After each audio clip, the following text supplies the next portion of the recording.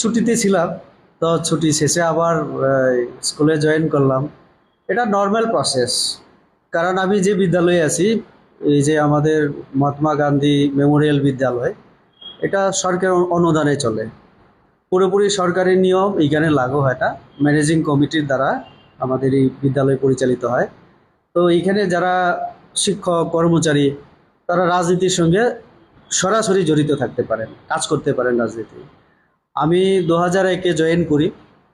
আহ, সেই সময় শিক্ষক হিসাবে দীর্ঘদিন কাজ করার পরে রাজনীতিতে আমি জয়েন করি 2014 বিজেপিতে। প্রথম জীবনে আমার মা বাবা, আমার ওই পরিবারের অন্যান্যরা অন্য জায়গায় ছিলেন।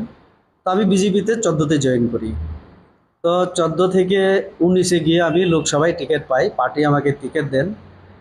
তারপরে ইলেকশনের সময় আমি ছুটি নিলাম, জয়লাভ করায় 5 বছর আমি সাংসদ হিসাবে কাজ করি। তো 5 বছর পরে একটা আমাদের অ্যালায়েন্স রাজনীতির কারণে পূর্ব ত্রিপুরায় আরেকজন এমপি হন।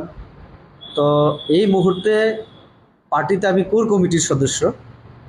আর এডিসি নির্বাচন জাস্ট আমাদের কমপ্লিট হলো। এখন সামনে হয়তোবা বিসি নির্বাচন সেপ্টেম্বরে হতে চলেছে। তো পার্টিতে জাস্ট আমাদের পার্টি কমিটি হলো, নতুন প্রেসিডেন্ট হলেন। এই মুহূর্তে পার্টির কর্মসূচি আমাদের কম। তো আমার ছুটি নেওয়া এটাও প্রায় 7 বছর হয়ে গেল। তো আমি চিন্তা করলাম, বিদ্যালয়ে শিক্ষকের এমনিতে অভাব। তো এখন যেহেতু কাজটা কম, আমি তাহলে অন্তত ছাত্রছাত্রীর কথা চিন্তা করে বিদ্যালয়ে আমি কয়েকদিন যাই। তো তার জন্যই আমাদের প্রধান শিক্ষক মশাইয়ের সঙ্গে আলোচনা ক্রমেই আমি এখন মানে স্কুলে আছি। তো এটা নিয়ে আমার সঙ্গে কথা না বলে, আমার কোনো ইয়ে না করে, অনেকেই টেলিফোন করেছেন, কিন্তু এমন অনেকে আছেন পরিচয় দেন সাংবাদিক, কিন্তু প্রশ্ন যখন করেন তখন আমার প্রশ্নের উল্টো উত্তর তারা দিতে পারেন না। আমি বললাম, আপনারা একটা সময়, একটা জায়গা, কিছু একটা ইয়ে হোক। তো আপনাদের মধ্যে হয়তোবা আমি অনেক ওই মিহিরবাবুকে বলেছি যে আমি 12টার সময় বিদ্যালয়ে থাকতে পারি। তো সেই মোতাবেক আমি আছি।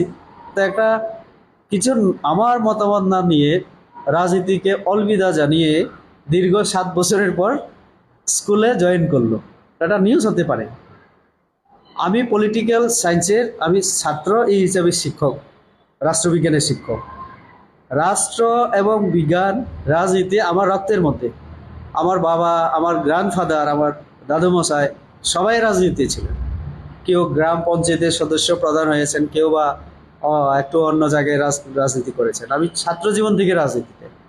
রাজনীতি ছেড়ে মানুষ থাকতে পারে এরকম মানুষ কখনো না।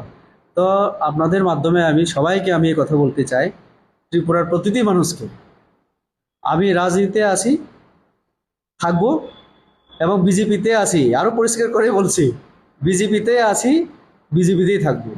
আর এই বিদ্যালয়ে যতদিন আমি সুযোগ দিতে পারি, সময় দিতে পারি, এইখানে একজন শিক্ষক হিসাবে আমার দায়িত্ব আমি পালন করব। আর আমার দল যখন দায়িত্ব দেবে, ইলেকশনের দায়িত্ব, সাংগঠনিক দায়িত্ব, আমি সেটাও করব। কারণ এই স্কোপ আছে। এই বিদ্যালয়ে চাকরি করার সাথে সাথে রাজনীতি করা যায়, যেহেতু একটা সুযোগ আইনে আছে, নিয়মে আছে। তো আমি করতে পারি, তার জন্য বিদ্যালয়ে আসব।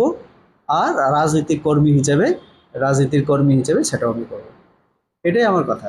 কিন্তু অনুরোধ আমার, কেউ মানে মতামত না নিয়ে যেন নিউজটা না করে, এটা বিভ্রান্ত হয় মানুষ।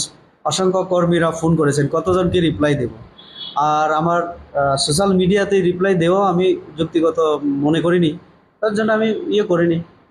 তো আজকের পরে যেন এই মানে দ্বিধাদ্বন্দ্বে কেউ না থাকে।